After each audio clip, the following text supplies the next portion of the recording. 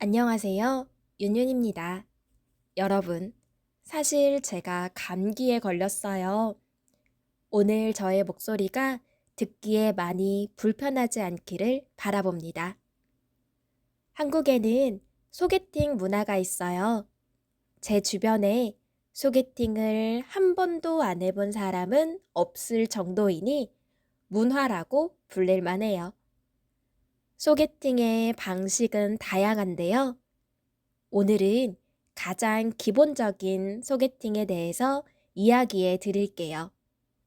그리고 제가 했던 소개팅도 말해 보겠습니다.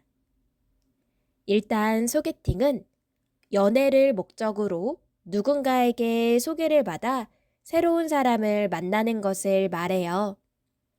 소개를 시켜주는 사람을 주선자라고 부르는데요. 주선자는 보통 지인입니다. 가족보다는 친구, 선배, 직장 동료가 주선자인 경우가 많아요.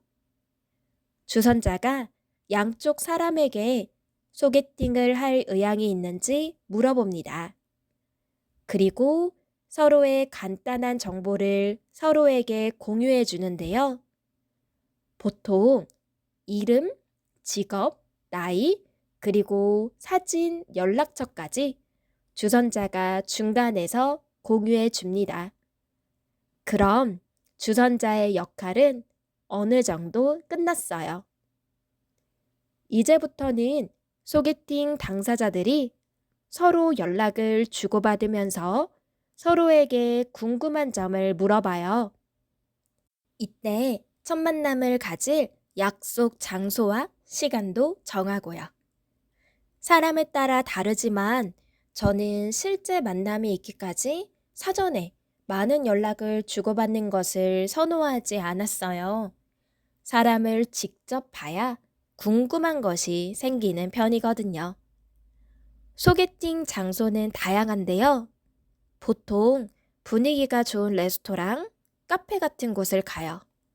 장소를 정할 땐 서로의 집이나 직장을 기준으로 중간 정도에서 만나곤 합니다.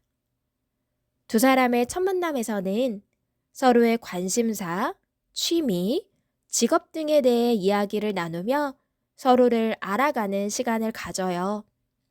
어색하기도 하지만 설레는 시간이죠. 첫 만남이 성공적이었다면 두 사람은 다시 만나기로 약속할 수 있어요. 서로의 관심사가 맞고 대화가 잘 통한다면 자연스럽게 연애로 발전할 수도 있죠. 만약 첫 만남이 별로였다면 굳이 추가 약속을 잡지는 않아요. 근데 사람에 따라서 몇 번 더 만나보기도 하죠. 저는 대학 시절에 소개팅을 정말 많이 했어요.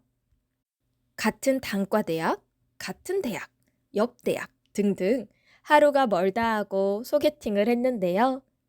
새로운 사람을 만나는 것이 좋았던 것 같아요. 하지만 대학 시절에 했던 소개팅이 성공했던 적은 한 번도 없어요. 성인이 된 후에 했던 소개팅에서는 연인 관계로까지 발전되기도 했답니다. 소개팅에 정해진 규칙 같은 건 없지만 보통 남자분들이 식사를 사주시는 편이에요. 여자분들이 디저트나 2차를 사고는 한답니다. 근데 저는 각각 내는 걸 선호하고는 했어요. 첫 만남에서 누군가에게 밥을 얻어먹는 게 조금 불편했거든요. 그래서 제 소개팅이 늘 실패였을까요?